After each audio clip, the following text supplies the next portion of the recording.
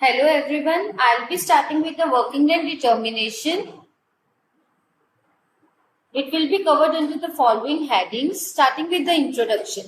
Determination of an accurate working length is one of the most critical steps of endodontic therapy.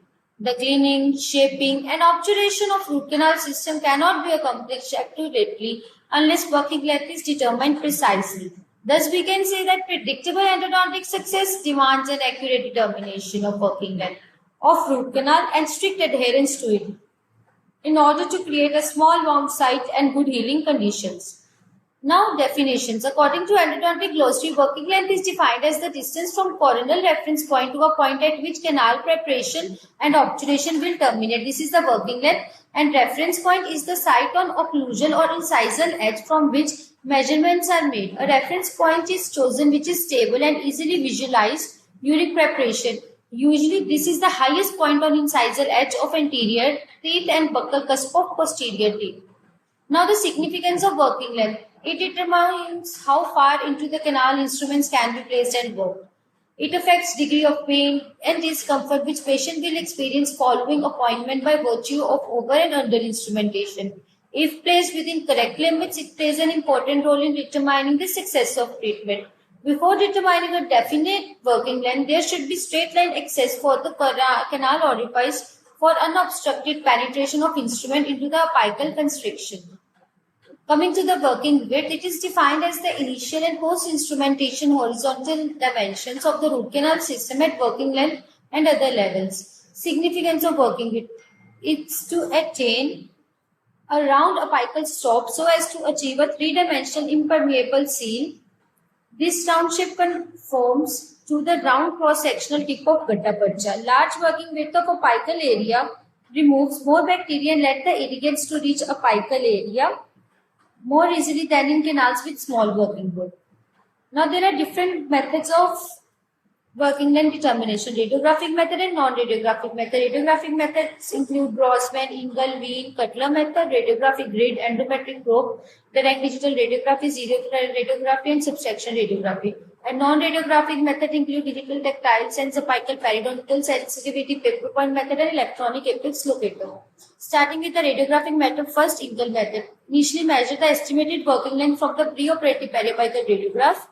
Adjust the stopper of instrument to this estimated working length and place it in the canal up to the adjusted stopper. Now take the radiograph. On the radiograph, measure the difference between the tip of the instrument and root apex. Add or subtract this length to the estimated working length to get the new working length. Correct working length is finally calculated by subtracting 1 mm from this new length. The correct working length is finally calculated by subtracting 1 mm as safety factor from this new length. This technique was first introduced by John Engel. That's why it is known as Engel's method. Wien method, it was modified the subtraction rule as follows. If radiograph shows absence of any resorption, that is bone or root or apex, shorten the length by 1 mm. If only a periapical bone resorption is present, then shorten it by 1.5 mm. If bone resorption and tooth resorption both are present, then shorten the working length by 2 mm. Now, Grossman method. Actual length of the tooth can be calculated by actual length of tooth by actual length of instrument is equal to apparent length of tooth in radiograph by apparent length of instrument in radiograph. And the actual length of tooth is actual length of the instrument into apparent length of tooth in radiograph divided by apparent length of instrument in radiograph. Non-radiographic method, first digital tactile sense. In this clinician, we see an increase in resistance as file reaches the apical tooth 3 mm. Periodontal sensitivity, as this method is based on patient's response to pain. But this method does not always provide the accurate reading. For example, in case of narrow canals, instrument may feel increased resistance as file approaches apical 2 to 3 mm. And in case of teeth with immature apex, instrument can go beyond apex. Paper point measurement method. In this method, paper point is gently passed into the root canal to estimate the working length. Coming to the electronic apex locator, radiographs are often misinterpreted because of difficulty in distinguishing the radicular anatomy and pathosis from normal structure. Electronic apex locator are used for determining working length as an adjunct to radiography. Various studies have shown that electronic apex locator can be provided more accurate results when compared to correct working length. Now the components of electronic apex locator: lip clip, file clip, electronic device, and code which connects the work three parts.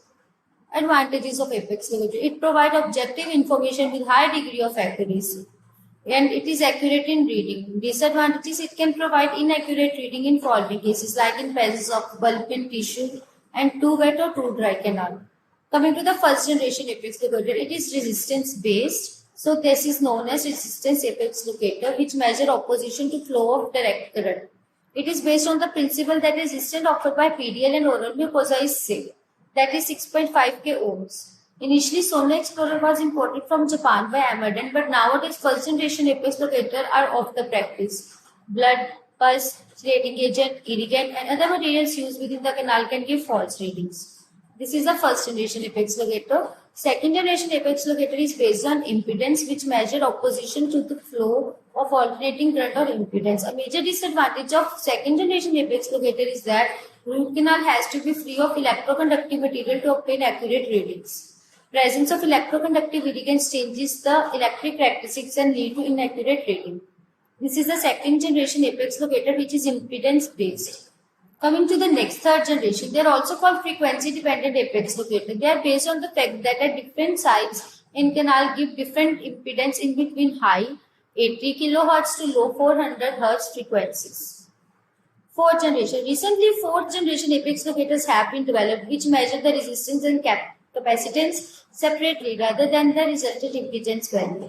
There can be different combination of values of capacitance and resistance that provides the same impedance, thus the same forminal reading. But by using fourth generation apex locator, this can be broken down into primary component and measured separately for better accuracy and thus less chances of occurrence of errors. Though it is claimed to provide high accuracy, but more studies are required for its confirmation. Next, autoapical reverse mechanism.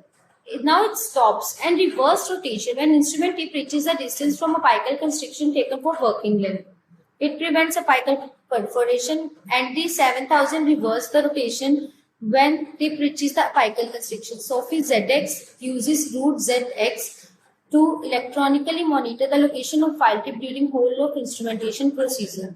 Basic condition for correct accuracy of electronic apex locator that the canal should be free from debris, canal should be relatively dry, no cervical leakage should be present, proper contact of file with canal walls and periapex is done, and no blockage of calcification in canal. Coming to the conclusion, the most important thing to understand when determining work length is the morphology of apical one-third of canal. The consideration should be given to adopt the parameters of 0.5 to 0.0 mm as most ideal terminating point in canal. One should use as many of techniques as possible during the course of treatment. First of all, there should be stable coronal reference point. Next step is to estimate working length from average anatomical length and preoperative radiograph. Finally, calculate the correct working length using combination of various mentioned technique, that is tactile, radiography, EAL, etc. Multiple measurements should be taken to determine accurate reading of working length. With so many advances coming up in the branch of endodontics, we expect the future of apex locator to provide accurate reading in all conditions of root canal without the need of calibration. And I sincerely say thank you for listening.